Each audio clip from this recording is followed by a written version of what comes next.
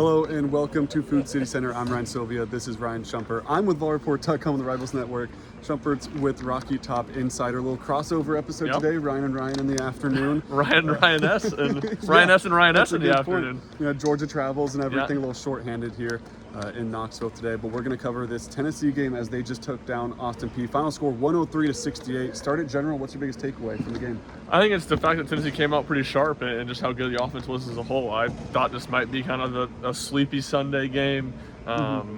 You know, kind of a little bit of a look-ahead spot with a big week coming up for Tennessee and the Bahamas. And Tennessee came out really, really sharp against a team that plays a lot of pressure defense. Has been good defensively all season. Beat Butler, I guess, last weekend. And Tennessee 8-9 from the field to start. Got up to a 21-5 lead and really never looked back from there. And just offensively, you know, definitely early season, but its best game so far. Yeah, I mean, Austin Peay hits the opening three, and it's a 21-2 run for Tennessee. And it is an Austin Peay team that's pretty good. Like, it's not an Austin Peay team you can sleepwalk in and expect to just win by 30 points. Like, you saw some life from them in the second half, too, and why that big start was important. But Igor Milicic with another big game. This time he's up to 23 points, kind of just eclipsing that mark from last game. What do you think about him? Yeah, I think it was a little bit of a continuation of what we saw last game, of him just flowing pretty naturally. And Rick Barnes talked about it where, you know, they didn't run as much stuff with kind of the gambling trap defense. And I think a lot of it was he was able to take advantage against a little bit of a smaller front court and just his athleticism to catch the ball on the wing and get to the basket and finish. And, you know, for him to score 23 points, he didn't hit a three. He only shot one. It was basically all stuff at the basket. And again, it just feels like the game's slowed down a little bit for him.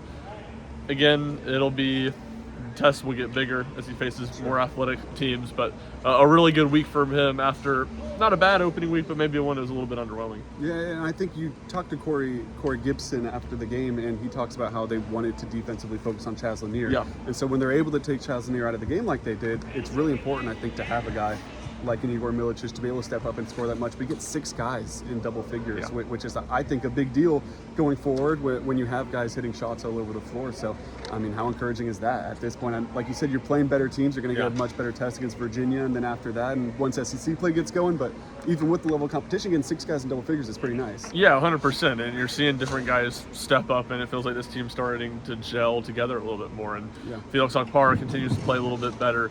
Cade Phillips with JP Estrella out tonight steps up and has a really nice game. And then a lot of the guys without Chaz Lanier, a lot of Zakai, Jordan Gainey, you know, step up. Jemai step up, did a lot of the things we expect him to do. So really solid. I think just as a whole with the offense, one of my big question marks was going to be two-point offense. Can they find consistent two-point offense?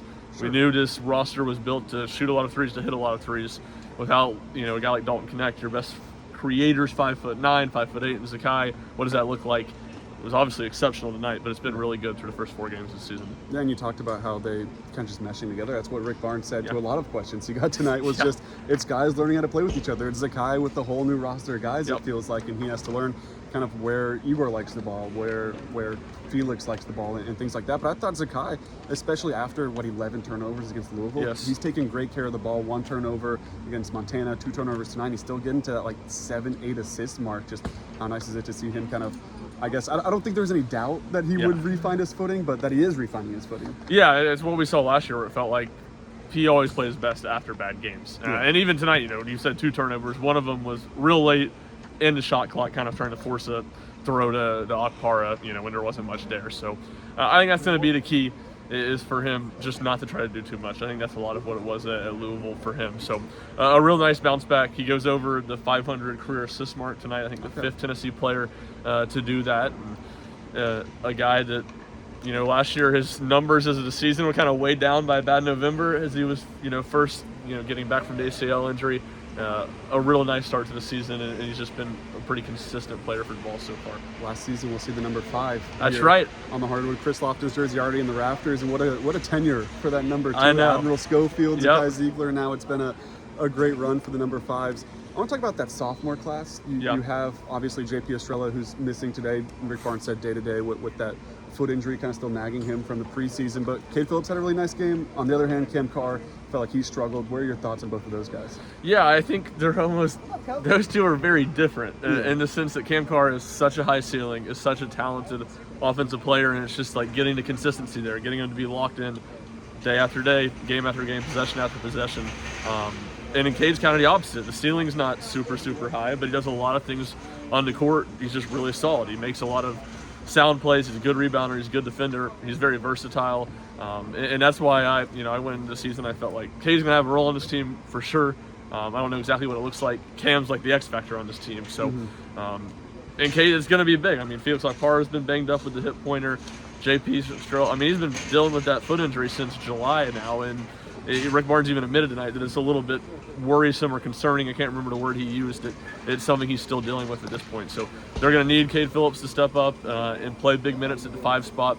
He's done pretty well so far this year, but like a lot of things, when they face bigger front courts, that's when the test will really come to see if he can hold up against 6'10", 6'11" guys down there at his frame. We'll go from the 2023 class to the 2024 class. Bishop Boswell, I like your question about how, I mean, he's a guy that's just getting his career started. He's obviously not playing a lot of minutes so far as he's getting adjusted to everything here, and he gives up a shot to get it to Grant Hurst. Can you talk about kind of that moment and then also the answer you got?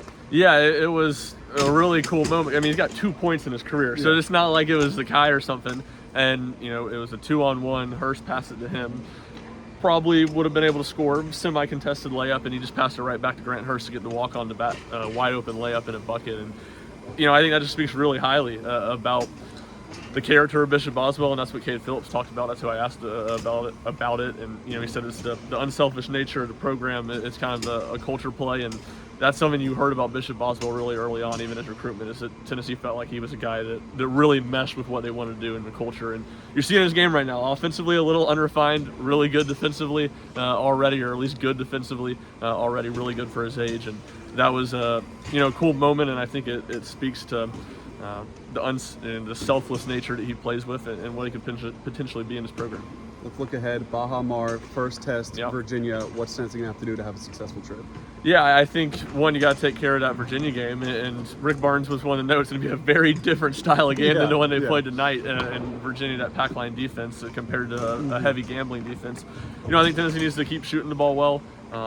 That's going to, it's obvious, but I think that's going to be big, especially against the pack line. And can they get some interior scoring from some of the bigs, especially if Estrella can't go? I mean, he's the one guy that's been pretty consistent there. You can throw it to him and he can get you a bucket. So I think that's a big thing. Defense, you expect to travel, you expect to be really good. And then a potential, a good matchup either way with St. John's or Baylor, but a potentially really exciting one with Baylor, who's top 10 preseason. Obviously a bad opener against Gonzaga, but a really talented team. I think would be the toughest game on Tennessee's non-conference slate if they got to play them. I think that 3-point shot is going to be critical in that game against Virginia. They're going to have the looks. Jasmine is going to have his looks. Jordan Gainey's going to have his looks. Can they knock them down on a consistent basis? That'll be the difference between maybe Tennessee, Texas, and 2022, where the final score is like 42-40, one of those type of games, compared to a comfortable Tennessee win where it's a game that you probably feel like Tennessee should win kind of comfortably. Virginia, an undefeated start, but hasn't really played anyone, beat a pretty bad Villanova team. And obviously with the coaching change with Tony Bennett, they're in a tough spot. So Tennessee should be able to go in there. They should be able to win pretty comfortably, but a lot of it is just going to have to do with simply knocking down shots. But we'll see how that goes if you guys want to stay up to date leading up to the Baja Mar trip. And then also football season continues to roll. Baseball season feels like all of a sudden it's right around the corner. So everything Tennessee Athletics, we have it covered both at VolReport.com and RockyTopInsider.com. Links to everything you need is in the description. Thank you for watching.